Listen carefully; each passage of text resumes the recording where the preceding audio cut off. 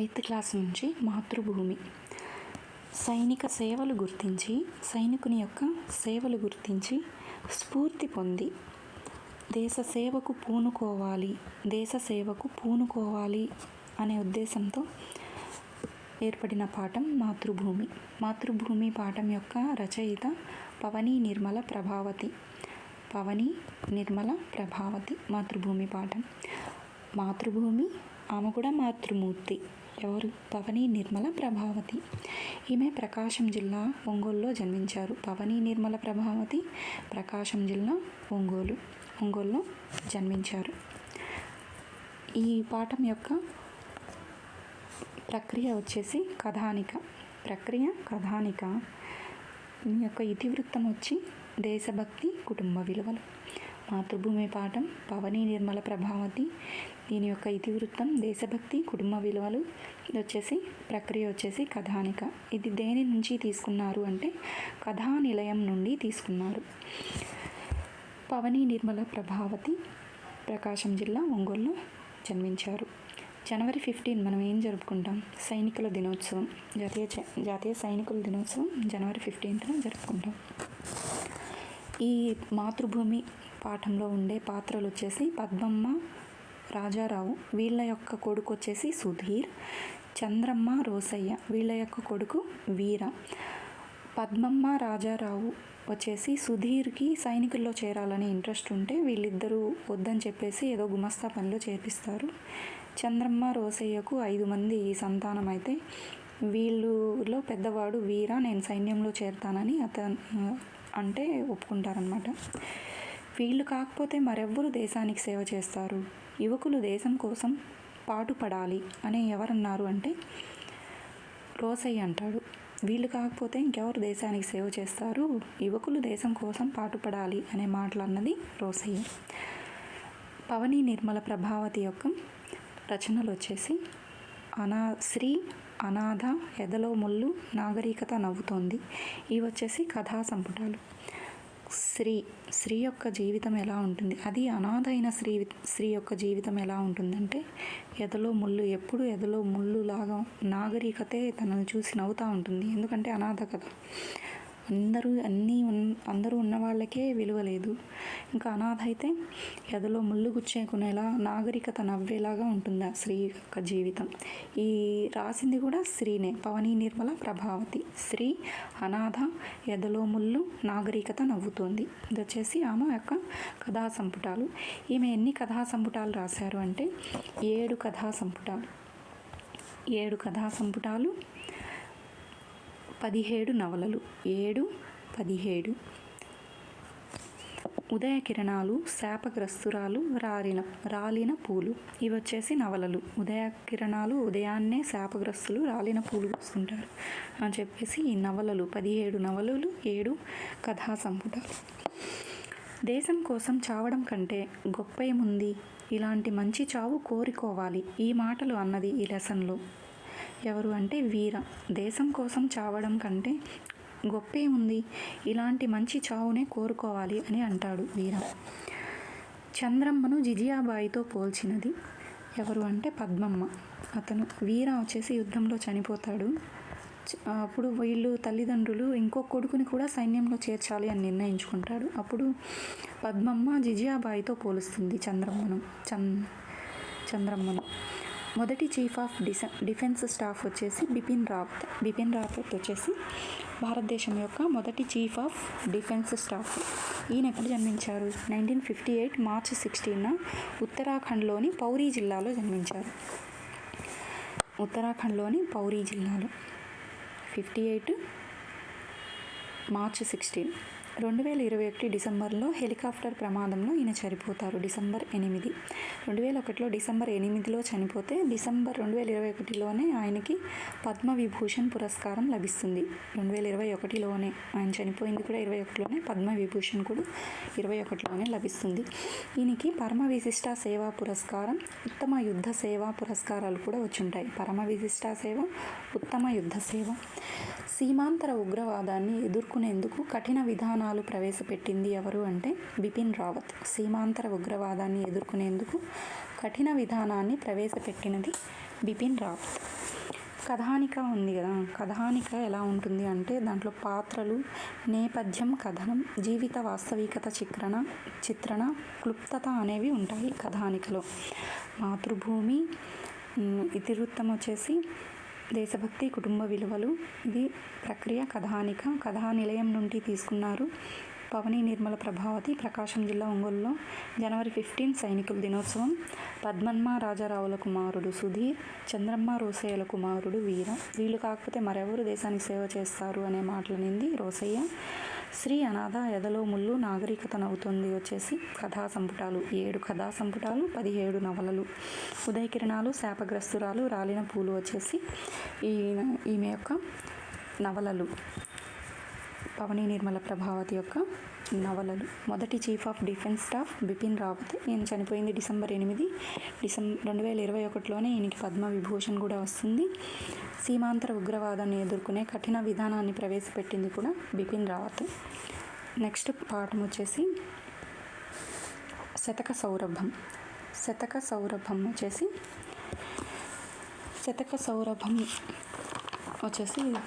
ప్రక్రియ వచ్చేసి శతకం. శతక సౌరభం ప్రక్రియ వచ్చేసి శతకం. శతక సౌరభం యొక్క ఇతివృత్తం నైతిక విలువలు. పిల్లల్లో నైతిక విలువలను పెంపొందించడం, విద్యార్థుల్లో లౌకిక జ్ఞానాన్ని, జీవన నైపుణ్యాలను, నైతిక విలువలను పెంపొందించడం, వారి భావి పౌరులుగా తీర్చిదిద్దడం ఏ పాఠం యొక్క ముఖ్య ఉద్దేశం అంటే శతక సౌరభం యొక్క ఉద్దేశం. ఇందులో బమ్మెర పోతన 15వ శతాబ్దం. ఈయన శతకం వచ్చేసి నారాయణ శతకం. ఆయన నారదుడు ఉంటారు కదా, ఎప్పుడు నారాయణ నారాయణ అంటూ తిరుగుతూ ఉంటారు. ఎప్పుడు నారాయణ దగ్గరికే పోతూ ఉంటాడు. నారాయణ దగ్గరికి పోతున్నాడు. ఎవరు? పోతనామాత్యుడు 15వ శతాబ్దంలో పోతున్నాడు. 15వ శతాబ్దం. బమ్మెర పోతన నారాయణ శతకం. పక్కి అప్పల నరసయ్య. అప్పలు ఎవరికి? కుమారుడికి, కుమారికి. కుమారి శతకం కూడా పక్కి అప్పల నరసయ్య. అప్పలు ఎవరి కోసం? కుమారుల కోసం. 16వ శతాబ్దం. మారద వెంకయ్య. భాస్కర శతకం. 17వ శతాబ్దం. భాస్కర శతకం. సూర్యుడు అంటే భాస్కరుడు. సూర్యుడు ఎప్పుడు ఎటువైపు ఉదయిస్తాడు? తూర్పునే ఉదయిస్తాడు. అది మారదు కదా. భాస్కర శతకం. మారద వెంకయ్య. మారదు. ఏం మారదు? భాస్కరుడు రావడం మానడు, ఎటుపక్క అటే వస్తాడు. మారడు, ఒక సైడ్ వస్తాడు. 17వ శతాబ్దం. కంచర్ల గోపన్న. దాశరథి శతకం. కంచర్ల గోపన్న 17వ శతాబ్దం. గరికపాటి మల్లావధాని విద్యార్థి శతకం. మల్లావధాని నేటి విద్యార్థులే రేపటి పౌరులు ఉంటుంది కదా, అలాగే నేటి విద్యార్థులే రేపటి మల్లావధానులు అని గుర్తుపెట్టుకుందాం. నేటి విద్యార్థులే రేపటి మల్లావధానులు. 19వ శతాబ్దం. గరికపాటి మల్లావధాని విద్యార్థి శతకం. నేటి విద్యార్థులే రేపటి మల్లావధానులు. 19వ శతాబ్దం. పెరుమాళ్ల మునప్ప విద్యా శతకం.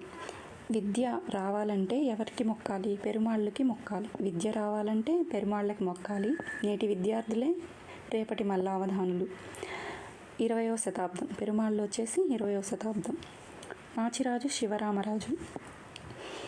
మనులు మూట శతకం.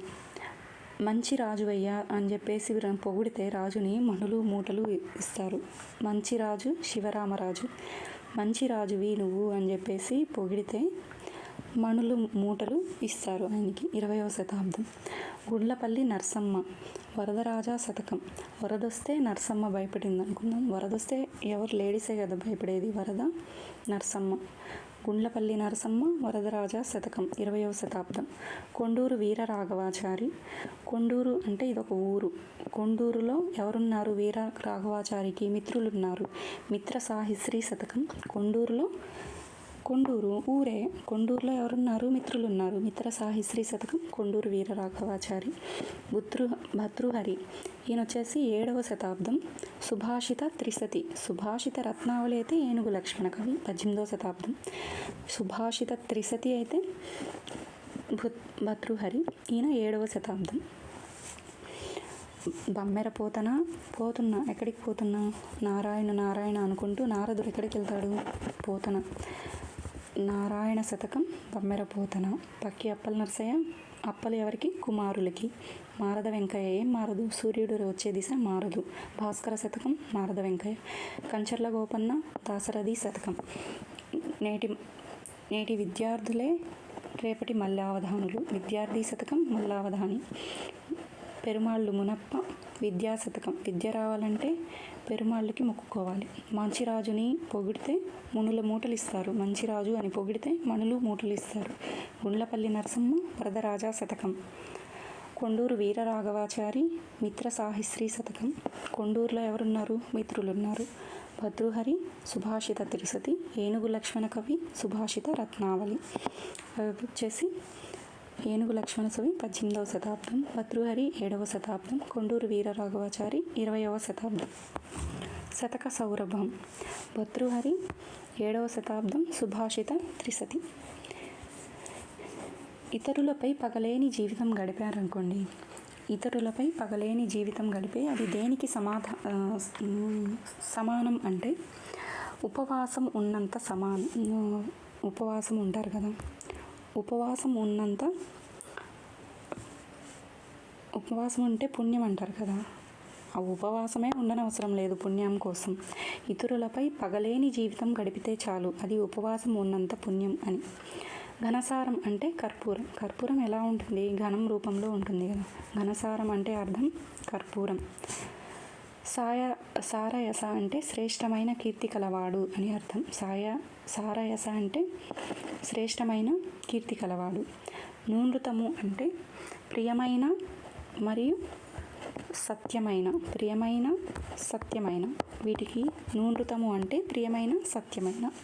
చేలము అంటే వస్త్రం. పలాయనము అంటే పారిపోవడం, చిత్తగించడం.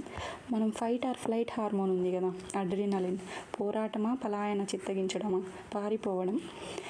ఉదకము, తోయము. ఉదకం అంటే నీరు, నీటికి నానార్థాలు. ఉదకం, తోయం. నింద, ఖండము, మాట. పలుకు యొక్క నానార్థాలు. పలుకు, నింద, ఖండము, మాట. అక్టోబర్ 22 ఏం జరుపుకుంటామంటే ప్రపంచ విలువల దినోత్సవం అక్టోబర్ 22. నందిపాటి శేషమాంబ ఈమె ఎక్కడ జన్మించారంటే కర్నూలులో జన్మించారు. ఆంధ్ర వాజ్మయ సూచిక అనే గ్రంథాన్ని రచించినది నందిపాటి శేషమాంబ. ఆంధ్ర వాజ్మయ సూచిక నందిపాటి శేషమాంబ. కంద అంటే మేఘం వలె.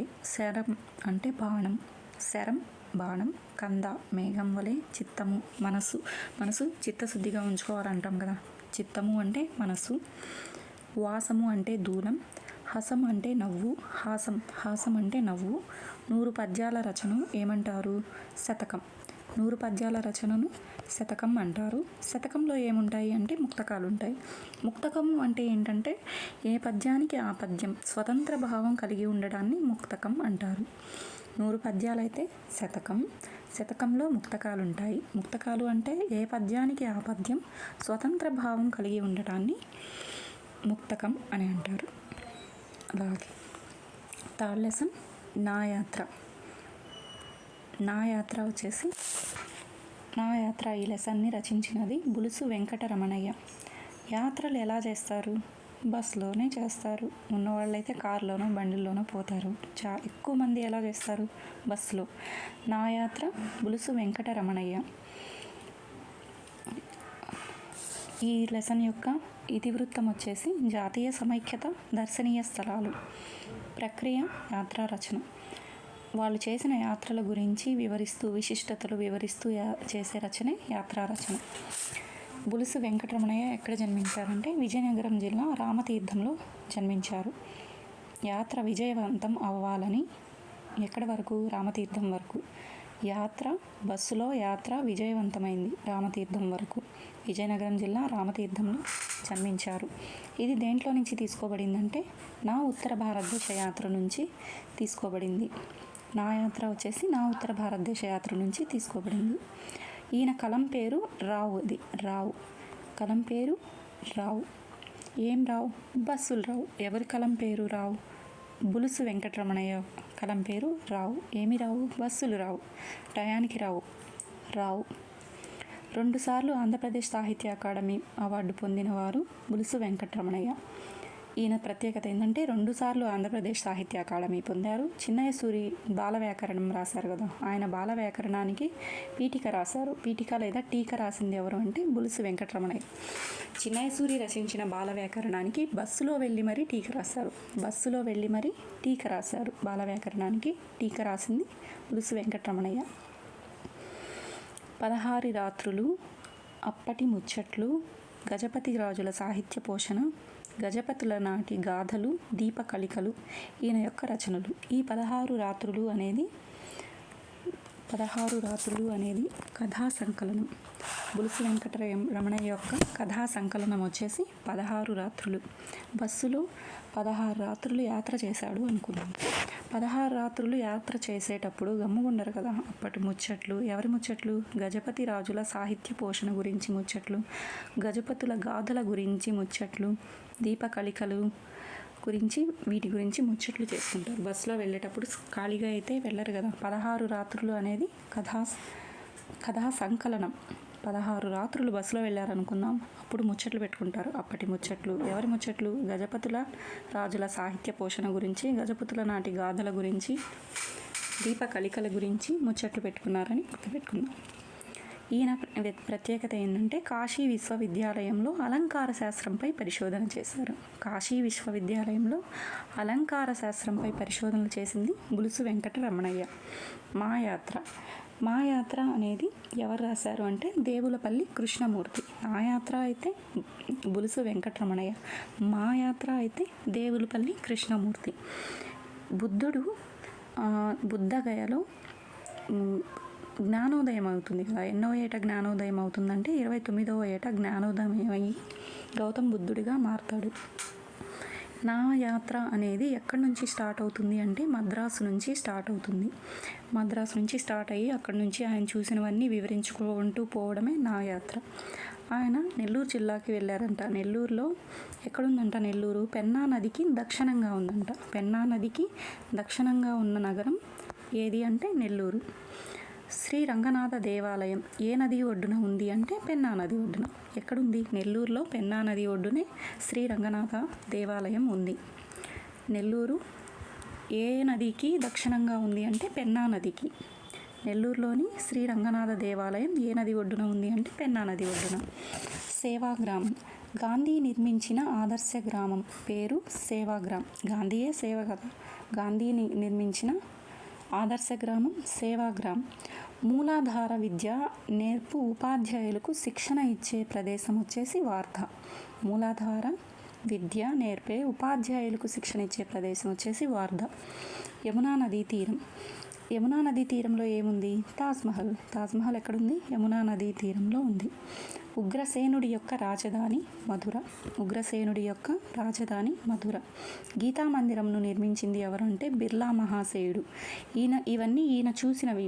బులుసు వెంకటరమణయ్య మద్రాసు నుంచి యాత్ర స్టార్ట్ చేసి ఆ దారిలో ఆయన చూసినవన్నీ వివరిస్తూ వస్తాడు. యమునా నదీ తీరంలో ఆగ్రా ఉందని, వార్ధ అంటే అప్పుడు మూలాధార విద్య నేర్పే ఉపాధ్యాయుల శిక్షణా కేంద్రం అని, సేవాగ్రామం గాంధీ నిర్మించిన ఆదర్శ గ్రామం అని ఇవన్నీ చెప్పుకుంటూ వస్తాడు. తర్వాత బిర్లా మందిర్ గీతా మందిర్ని బిర్లా మహాశయుడు నిర్మించాడు అని, అలాగే 379 మెట్లు కల ఎక్కడున్నాయంటే 379 మెట్లు. కుతుబ్ మినార్కి ఎన్ని మెట్లు ఉన్నాయి అంటే 379 మెట్లు కుతుబ్ మినార్. గాంధీ యొక్క సమాధిని ఏమంటారు అంటే రాజ్ఘాట్. ఆయన దేశానికి రాజు లాంటి వాడు కదా, రాజ్ఘాట్. హరిద్వార్ ఎక్కడుందంటే హిమాలయ పర్వతాల్లో హరిద్వార్. సార్నాథ్ వచ్చేసి గౌతమ బుద్ధుడు తన శిష్యులకు ధర్మబోధ చేసిన ప్రదేశం ఏది అంటే సార్నాథ్. గౌతమ బుద్ధుడు జ్ఞానోదయమైన చోట బోధి వృక్షం కూలిపోతుంది. అసలైనది ఆయనది. బోధి వృక్షం కూలిపోతే సింహళ నుంచి అక్కడి నుంచి మళ్ళీ బోధి వృక్షం తీసుకొచ్చి వేస్తారు. ఇప్పుడు అక్కడ ఉండేది సింహళ ద్వీపం నుంచి తీసుకొచ్చి వేసిన బోధి వృక్షం. అక్టోబర్ 7 వచ్చేసి యాత్ర ముగిసినది. వీళ్ళ బులుసు వెంకటరమణ యొక్క యాత్ర ముగిసిన తేదీ వచ్చేసి అక్టోబర్ 7. కాశీయాత్ర చరిత్ర అనే రచన చేసింది ఏనుగు వీరాస్వామి. ఏనుగు వీరాస్వామి కాశీయాత్ర ఎలా చేశాడంట? ఏనుగు మీద చేశాడంట. నా యాత్ర బస్సులో, మా యాత్ర అయితే దేవులపల్లి కృష్ణమూర్తి. అదే కాశీయాత్ర ఎలా చేశారు అంత దూరం? ఏనుగు మీద కాశీయాత్ర చేయడం వీరత్వమే. ఏనుగు వీరాస్వామి. కథలు గాథలు అనేది రచించినది చెల్లాపిళ్ళ వెంకట శాస్త్రి. కాశీయాత్ర చరిత్ర ఏనుగు వీరాస్వామి.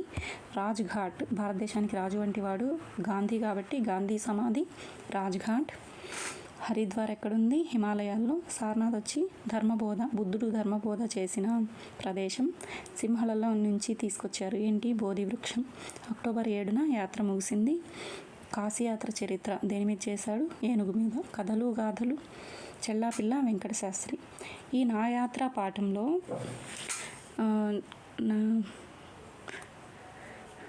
నా యాత్ర పాఠాంతరంలో పాఠ్యాంత అంశంగా ఒక బుజ్జాయి పత్రిక వాళ్ళు పాఠ్యాంత అంశంగా దీన్ని చేరుస్తారు.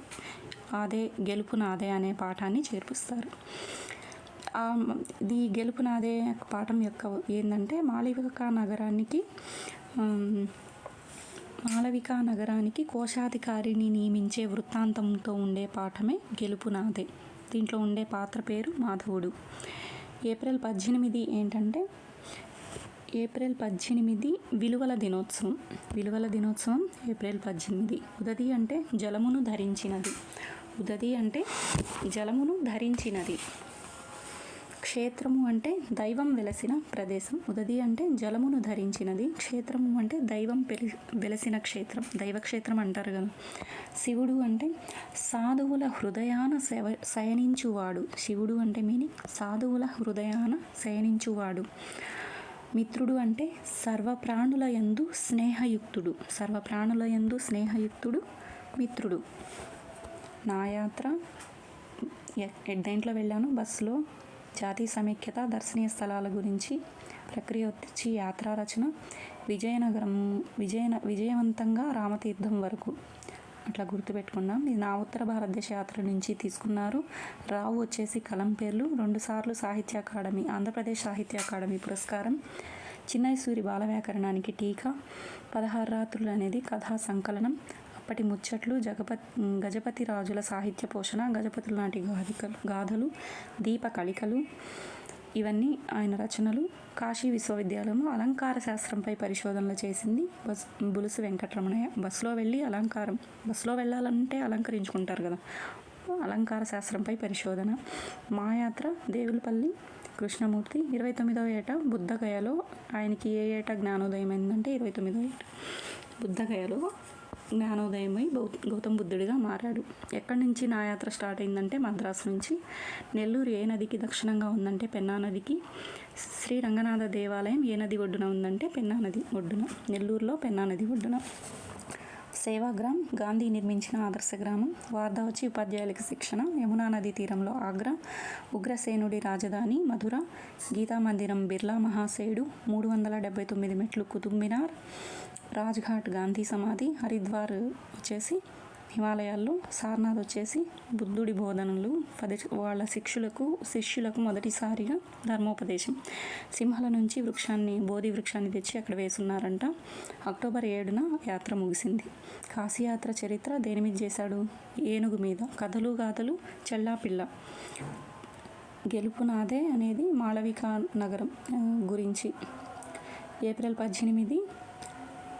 18 వచ్చేసి విలువల దినోత్సవం. ఉదది అంటే జలమును ధరించినది. క్షేత్రం అంటే దైవక్షేత్రం. శివుడు అంటే సాధువుల హృదయాన శయనించువాడు అని. మిత్రుడు అంటే సర్వప్రాణుల యందు స్నేహయుక్తుడు.